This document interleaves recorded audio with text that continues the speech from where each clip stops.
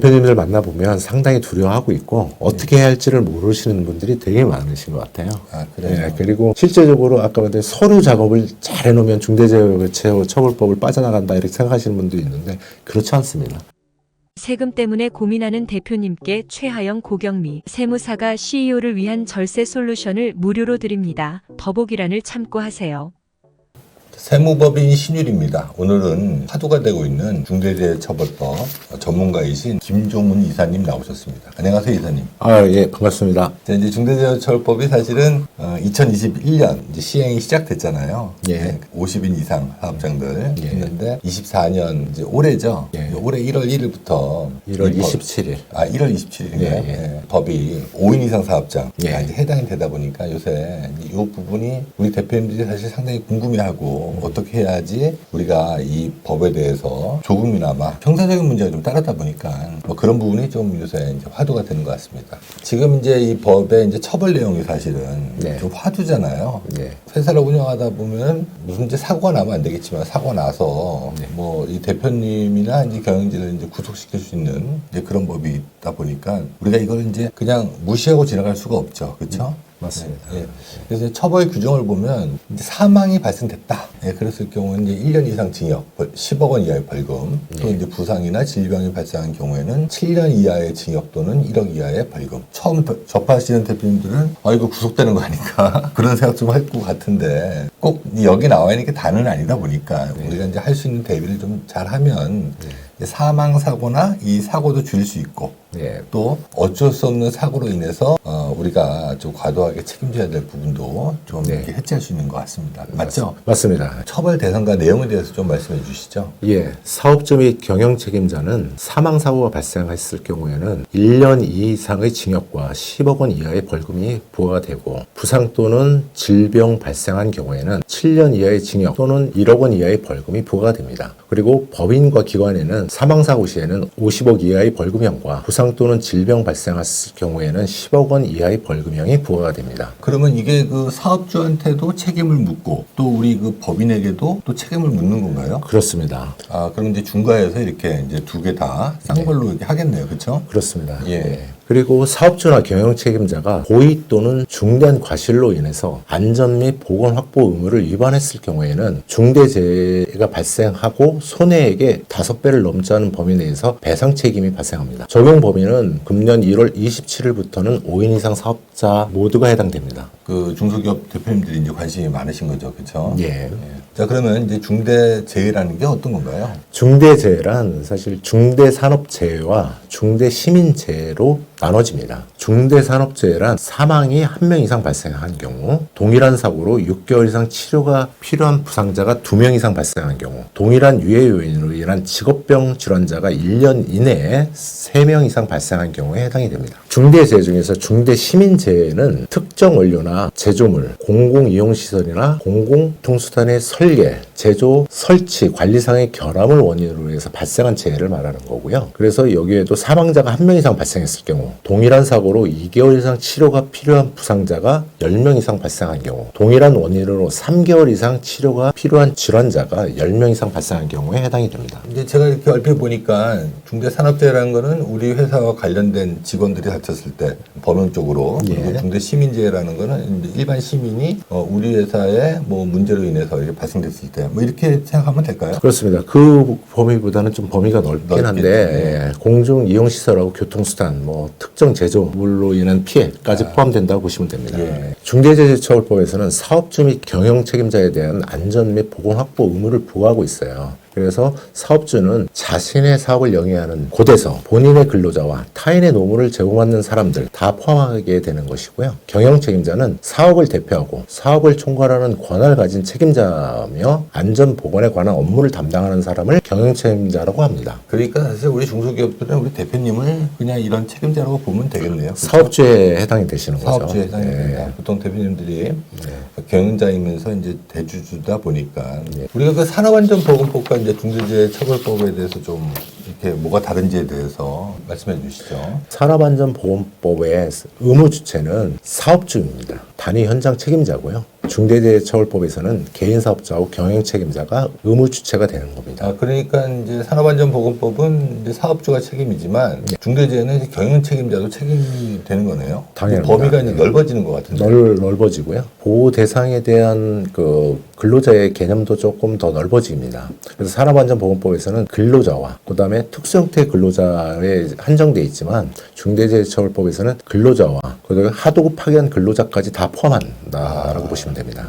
그리고 적용 범위는 산업안전보건법에서는 사업장 단위에 포커스를 둔다고 한다면 중대재해처벌법에서는 사업장 단위 합의입니다. 간단하게 예를 들어서 A 사업장, B 사업장, C 사업장이 있다면 산업안전보건법에서는 A 사업장 따로, B 사업장 따로 이렇게 관리가 된다고 볼 수 있고 중대재해처벌법에서는 A, B, C를 다 합쳐서 거기에 대한 경영 책임자, 그다음에 사업주에 대한 책임이 발생한다고 보시면 됩니다. 아, 그렇군요. 이게 그러면 더 확대된 것 같은 느낌이 범위가 훨씬 더 많이 확대되는 거죠. 산업안전보건부가 중대재해처벌법에 어떤 양형 기준을 조금 보겠습니다. 산업안전보건법에서는 사망인 경우에는 7년 이하의 징역과 1억 원 이하의 벌금형이 부과가 되는데 반해 중대재해처벌법에서는 사망인 경우에는 1년 이상의 징역 또는 10억 원 이상의 벌금이 부과가 되고요. 안전보건조치 위반이라고 하는 조항이 산업안전보건법에 있습니다. 대표님들이 간혹 범칙금을 받는 것은 산업안전보건법에 적용을 받기 때문에 범칙금을 받는 거고 중대재해처벌법은 사망이나 부상, 질병이 발생했을 때 그때부터 중대재해처벌법에 해당이 된다고 보시면 됩니다. 제가 이렇게 보니까 산업안전보건법은 이제 7년 이하의 징역이니까 7년 이상은 때릴 수 없다는 건데 예. 중대재해처벌법은 무조건 1년 이상의 징역을 처한다. 맞죠? 맞습니다. 그러니까 훨씬 이게 중하네요. 그렇죠? 예, 법 조항은 저렇게 돼 있어서 사실 이제 저게 1년 이상이라고 하기 때문에 1년이 될 수도 있고 더 길 수도 있기 때문에 그러니까요. 저 조항을 좀 과하다 하시는 대표님들이 좀 많이 있으십니다. 이건 무조건 사망사고 나면 1년 이상의 징역이 처해지니까. 맞습니다.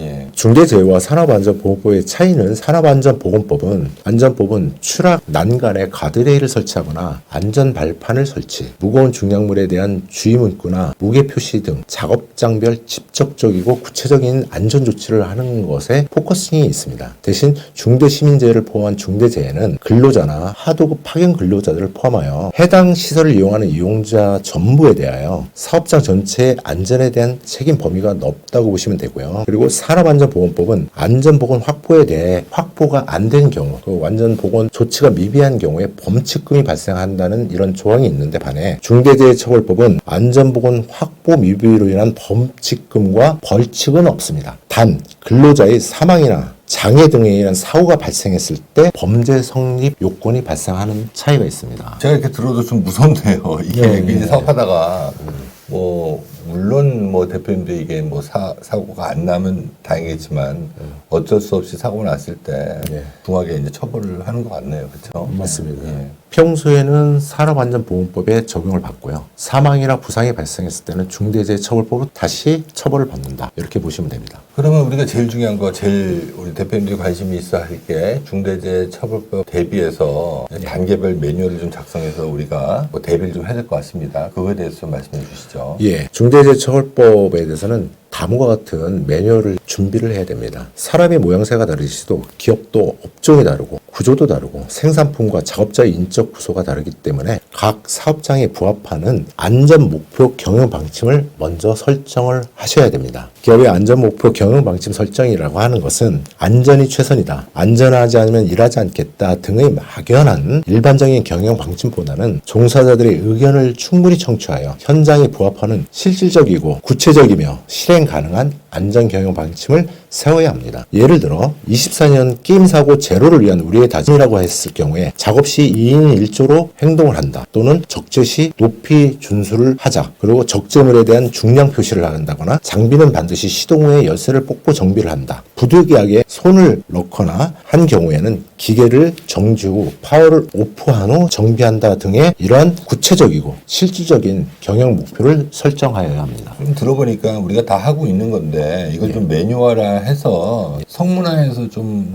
그런 것들이 좀 필요한 것 같네요. 필요하고요. 만약에 건설업에 쓰는 안전 목표를 제조업에 부과할 수 없고요. 제조업에서 쓰는 안전 목표를 건설업에 부과할 수 없듯이 각 사업장의 특색에 맞는 실질적이고 구체적인 안전 목표를 설정해야 합니다. 안전 목표를 설정하면 임직원들이 다 공유할 수 있게 문서로 열람할 수 있게 하고 또는 부착도해서 전 직원에게 공유를 해야 합니다. 다음은 안전보건 전담 조직과 안전관리자 지정입니다. 이 부분에 대해서 많은 대표님들이 좀 의아해하고 있고 사실 잘 모르는 부분이 있습니다. 안전보건 업무 총괄 전담 조직이라고 하는 것은 사업주를 보좌하고 경영 안전보건 체계를 관리, 감독, 개인의 안전보건 체계를 컨트롤하는 컨트롤타워 역할을 하는 조직입니다. 근로자 50인 또는 시공 능력 200인 이내의 기업에 필수로 두어야 하는데 상시 근로자 5인에서 50인 미만의 기업은 전담 조직 설치와 별도의 안전관리자 채용에 대한 의무가 없습니다. 단 20인 이상의 업종 중에서 제조나 임업, 하숙, 폐수, 분뇨 처리, 폐기물 수집 운반 처리 및 원료 재생, 환경 정화 및 보건의 경우는 안전관리자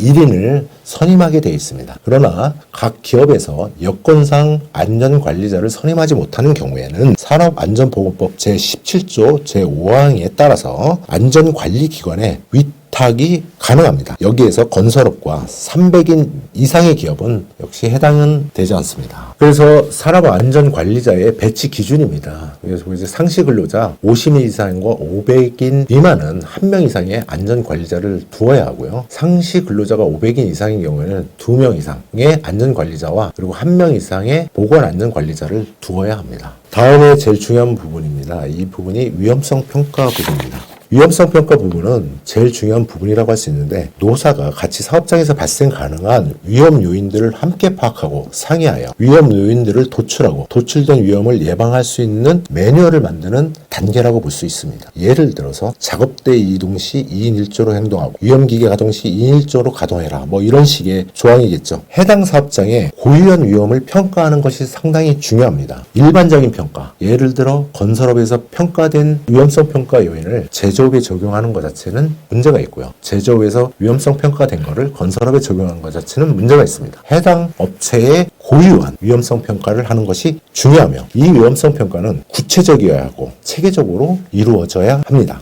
위험성 평가의 핵심 포인트는 위험을 찾으면 안전해 보인다는 일반적인 말이 있듯이 위험한 상태에 대한 상황을 관찰하면 자연스럽게 위험 요인과 그 해결 방안을 찾을 수 있다는 것입니다. 사업장의 위험은 근로자가 가장 잘 알고 있고 작업을 하는 근로자가 작업 과정의 위험과 그 개선 대책을 잘 알고 있다. 그래서 위험성 평가의 핵심 키워드는 유해와 위험 파악을 제대로 하는 근로자가 반드시 참여해서 그 위험 요인을 파악하고 그 해결 방안을 도출해서 현장에서 작동시킬 수 있게 모두가 공유하는 것이 중요한 단계이고 있고요. 이런 위험성 평가의 방법에는 보시는 것 같이 4개의 방법이 있습니다. 각각의 위험성 평가 방법을 간단히 알아보도록 하겠습니다. 첫 번째는 3단계 판단법이 있습니다. 비교적 쉽게 판단할 수 있는 것으로서 위험성의 수준을 상중하로 판단하는 것입니다. 위험도가 높냐 아니면 낮냐 중간치냐 이렇게 체크하고 그거에 대한 개선 대책을 부여하는 것으로서 위험성의 정도를 이해하기 좀 편하다는 장점이 있는 위험성 평가 방법입니다. 다음은 체크리스트법입니다. 체크리스트법은 도출된 위험에 대해서 이 위험이 적절하게 현재 제어되고 있고 그렇지 않은지를 체크 형태로 판단하는 것으로서 간단하고 빠른 의사결정이 가능하다는 장점이 있습니다. 다음은 핵심 요인 기술법이 있는데 작업장에서 현장에 일하시는 근로자들이 충분히 의견을 제시하고 제시한 거에 대한 대응책을 만들 수 있기 때문에 현장 근로자의 의견이 충분히 반영된다는 장점이 있는 위험성 평가 방법입니다. 다음은 빈도 강도법입니다. 보시는 바와 같이 각 위험에 대해서 얼마나 자주 발생하는가 빈도를 따지고요. 그 위험이 근로자에게 치명적인가 덜 치명적인가를 판단하는 중대성 따집니다. 빈도와 강도를 판단해서 우선순위를 정할 수 있다는 장점이 있는 위험성 평가 방법이 되겠습니다.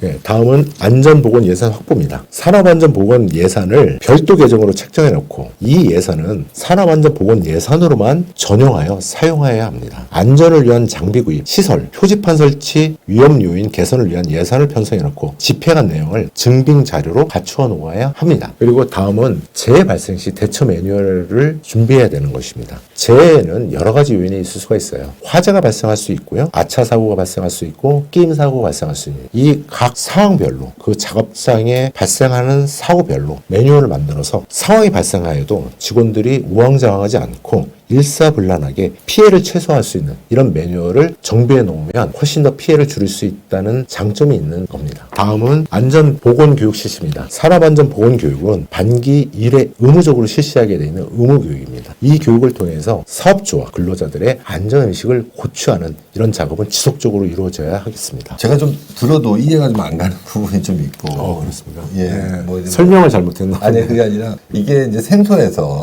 아마 대표님들은 더 생소할 것 같은데. 네, 맞습니다. 예. 만나서 이렇게 상담해 보시면 어때요, 대표님들? 대표님들 만나보면 상당히 두려워하고 있고 어떻게 해야 할지를 모르시는 분들이 되게 많으신 것 같아요. 아, 그래요? 예, 그리고 실제적으로 아까 말한 서류 작업을 잘 해놓으면 중대재해처벌법을 빠져나간다 이렇게 생각하시는 분도 있는데 그렇지 않습니다. 아까 말씀드렸듯이 중대재해처벌법은 사고가 발생하고 이랬을 때부터 작동하는 법이거든요. 그리고 나서 그 과정이 안전보건법 의무를 충분히 했는지를 그 다음에 검토하는 겁니다. 그래서 오늘은 일단 이제 첫 번째 시간인데 그 중대재해처벌법 관련해서 좀 다뤄봤습니다. 다음에 또 한번 이제 이 관련 판례나 이런 거에 대해서 좀 나눠보도록 하겠습니다. 오늘은 여기까지 하겠습니다. 감사합니다. 네, 감사합니다.